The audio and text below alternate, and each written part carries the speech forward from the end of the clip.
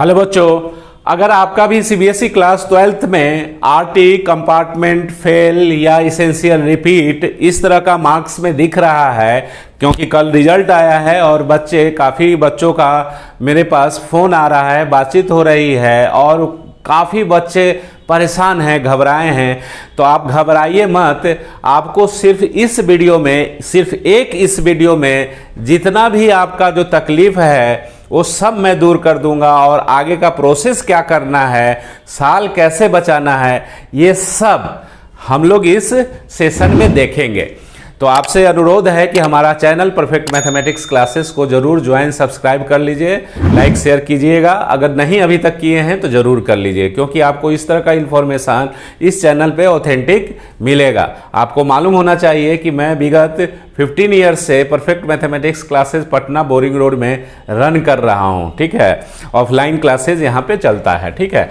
तो अब जैसे बहुत सारे बच्चे हैं जो फेल लिखा हुआ है, ओवरऑल रिजल्ट आरटी है, कंपार्टमेंट है, इसेंशियल रिपीट है, तो पहले 1 बाय 1 समझते हैं कि आगे का प्रोसेस क्या करना है, कैसे करें कि साल बच जाए, है ना। मेन मकसद ये है। सबसे पहले देखो, अगर क्लास 12th में किसी बच्चा का जो फर्स्ट टाइम एग्जाम लिखा है, फर्स्ट टाइम 2026 में जो बच्चे एग्जाम लिखे हैं सीबीएसई का, अगर किसी बच्चे का एक सब्जेक्ट में, किसी एक सब्जेक्ट में 5 गो में से किसी एक सब्जेक्ट में क्या हुआ, आरटी आ गया है, मींस फेल हो गया है ना। तो अगर उसने 5 ही सब्जेक्ट रखा है तो एक सब्जेक्ट में आरटी आया है तो ओवरऑल रिजल्ट क्या हुआ, फेल ही है। तो आने वाला जो एग्जाम होगा कंपार्टमेंट का, उसमें वो एग्जाम दे के आरटी क्लियर कर सकता है। आई बात समझ में। और बच्चों, जैसा कि तुम जानते हो, अगर नहीं जानते हो तो जान लो कि अगर किसी बच्चे को 2 या 2 से ज़्यादा सब्जेक्ट में आरटी आया है तो आने वाला जो कंपार्टमेंट का एग्ज़ाम होगा उसमें वो एग्ज़ाम में नहीं बैठ पाएगा। सिर्फ और सिर्फ एक सब्जेक्ट में क्लास 12th में अगर आरटी आया है या फेल हुए हैं, वो बच्चे क्या कर सकते हैं कि आने वाला जो एग्ज़ाम होगा उसमें आप कंपार्टमेंट का भर दीजिएगा और एग्ज़ाम को निकाल लीजिए, कोई दिक्कत वाली बात नहीं है। जैसे ही नोटिफिकेशन वगैरह आएगा मैं आपको अपडेट कर दूंगा, ठीक है। समझ में आ गया। अब मान लो कि ओवरऑल रिजल्ट किसी बच्चे का फेल है। फेल करने का मतलब है कि 2 सब्जेक्ट में उसने आरटी लेके आया है, सीबीएसई ने आरटी डाल दिया है। तो ऐसे बच्चे जो होंगे वो आने वाला कंपार्टमेंट एग्ज़ाम नहीं देगा। समझ में आ रहा है। उसके लिए क्या होगा कि वो बच्चा जो है वो नेक्स्ट ईयर एग्ज़ाम देगा, 2027 में उसको एग्ज़ाम देना पड़ेगा। क्लियर, समझ में आ रहा है। और इसेंशियल रिपीट वाले बच्चे भी जो होंगे वो नेक्स्ट ईयर ही एग्ज़ाम देंगे। अच्छा, इसकी भी बात कर लेते हैं कि अगर कोई बच्चा 74% लाया होगा लेकिन वो जेई के लिए तो एलिजिबल नहीं है, क्योंकि जेई में आपको कम से कम 75% रहेगा तभी एनआईटी आईआईटी दे सकते हैं, ठीक है। मतलब उसमें दाखिला मिल सकता है। जेई में एलिजिबल नहीं कहने का मतलब है एग्ज़ाम तो दे सकते हैं बट आईआईटी और एनआईटीज़ का सपना आपका चकनाचूर हो जाएगा। तो ऐसे बच्चे क्या करें कि जो कंपार्टमेंट का एग्ज़ाम हो रहा है उसमें किसी एक सब्जेक्ट में लग रहा है कि इसमें मेरा मार्क्स बढ़ सकता है और हम 74 के दायरे से निकल के 75, 76, 80 के दायरे में चले जाएंगे, तो वो इम्प्रूवमेंट किसी एक सब्जेक्ट में कंपार्टमेंट वाले बच्चों के साथ दे सकते हैं। समझ में आ रहा है। अगर किसी बच्चे का मान लो कि मैथ में आरटी आ गया, मैथ में आरटी आ गया, अब 2 संभावना है। किसी बच्चे का मैथ में आरटी आ गया तो वो तो अभी कंपार्टमेंट एग्ज़ाम जो होगा उसमें बैठ के क्लियर कर सकता है ना। लेकिन अब ये है कि बच्चों को लग रहा है कि हम कैसे क्लियर करें, क्योंकि डर तो हो रहा है ना कि हमने तो ठीक ठाक पढ़ा लेकिन फिर भी नहीं उस सब्जेक्ट को, मैथ को क्लियर कर पाए, है ना।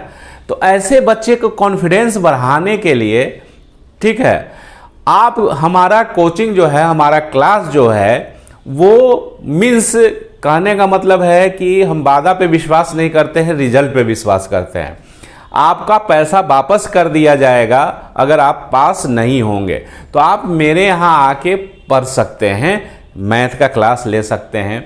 इसमें बच्चों को सुविधा दिया गया है, बच्चे चाहे तो 1 to 1 भी पढ़ सकते हैं, बच्चे चाहे तो बैच में भी पढ़ सकते हैं। मैं देखो ऑनलाइन जो पढ़ाई है, एजुकेशन है, उसके खिलाफ नहीं हूँ, लेकिन उसमें आपका रिजल्ट फिर गड़बड़ हो जाएगा। ये नहीं कि फिर फिजिक्स वाला का PW का फिर ऑनलाइन वाला लेम चूसते रहिएगा और ये हो जाएगा। तो ऐसा मत कीजिए, जीवन के साथ खिलवाड़ नहीं करना है।